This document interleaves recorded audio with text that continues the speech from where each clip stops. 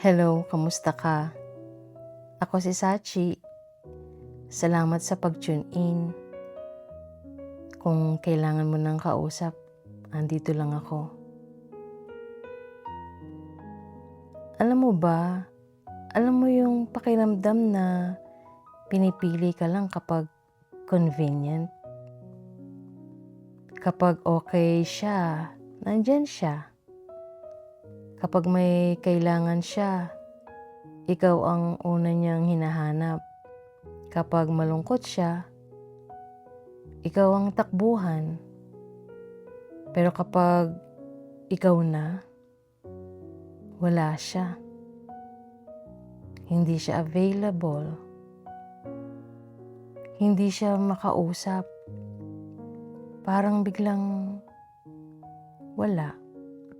At kahit ramdam mo yun, pinipili mong intindihin. Sinasabi mo sa sarili mo, siguro busy lang. Siguro pagod lang. Siguro ako lang ang nag-o-overthink hanggang sa paulit-ulit na. Hindi na minsan. Hindi na okay lang. Pattern na siya. Yung tipong nandyan lang siya kapag gusto niya. Kapag convenient sa kanya. At ikaw, nandyan ka palagi.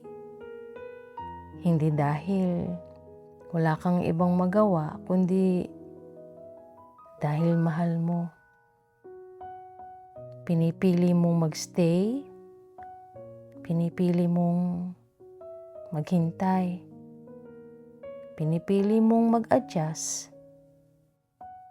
Kahit hindi ka naman pinipili pabalik. At yun yung masakit.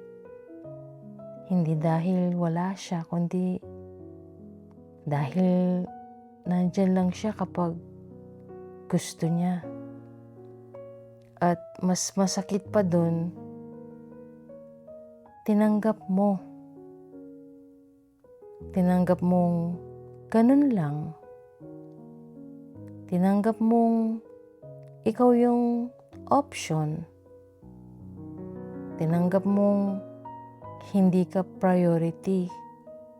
Hindi dahil okay ka, kundi dahil ayaw mo siyang mawala. Kasi iniisip mo, baka balang araw, magbago. Magbago siya. Baka dumating yung time, pipiliin din niya ako. Pero, gaano katagal? Hanggang kailan ka maghihintay? Hanggang kailan mo tatanggapin yung pira-pirasong atensyon? Yung paunti-unting oras? Yung pagmamahal na hindi buo?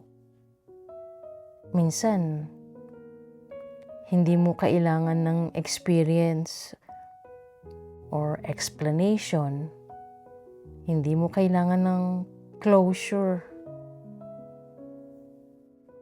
Kasi malinaw na. Kung gusto kanyang piliin, pipiliin ka niya. Hindi kapag convenient. Hindi kapag bored siya. Hindi kapag kailangan ka lang niya. Kundi araw-araw. Pero hindi ganun ang nangyayari. At yun ang katotohanan na iniiwasan mong harapin. Kasi kapag hinarap mo yon, kailangan mong tanggapin na hindi ka sapat para sa kanya. Pero, teka, hindi yun ang totoo. Hindi ka kulang. Hindi ka sobra. Hindi ka mali.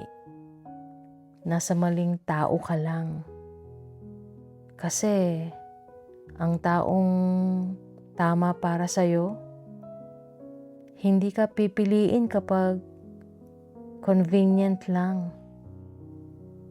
Pipiliin ka niya kahit mahirap, kahit busy siya, kahit walang dahilan. Pipiliin ka niya kasi gusto ka niya. Hindi dahil kailangan ka lang niya. At kung ngayon, nararamdaman mo na ikaw lang ang laging available, ikaw lang ang laging nag-a-adjust, ikaw lang ang laging nag-iintindi, gusto kong tanungin ka, hanggang kailan? Hanggang kailan mo pipiliin ang taong hindi ka pinipili? Hanggang kailan mo ipaglalaban ang taong hindi ka kayang ipaglaban? Hanggang kailan ka maghihintay sa taong hindi naman darating? Minsan, ang pinakamahirap na desisyon hindi ang umalis, kundi ang tanggapin na kailangan mo nang umalis. Hindi dahil ayaw mo na, kundi dahil napagod ka na. At kung nandito ka ngayon at nararamdaman mo na ikaw yung taong laging nandyan pero hindi pinipili, gusto kong malaman mo to. Hindi mo kailangan ng taong aalalahanin ka lang kapag may kailangan siya. Kailangan mo ng taong pipiliin ka kahit wala siyang kailangan. Kasi deserve mo yun. Deserve mong piliin. Deserve mong mahalin. Deserve mong hindi magduda kung mahal ka ba o hindi. At kung nahihirapan kang bumitaw, okay lang. Hindi madali. Pero minsan, ang pagbitaw, hindi pagkawala, kundi pagbalik sa sarili mo.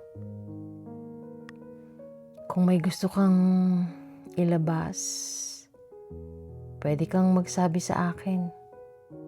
Pwede mong sabihin sa akin yung nararamdaman mo at makikinig ako. Mag-email ka lang.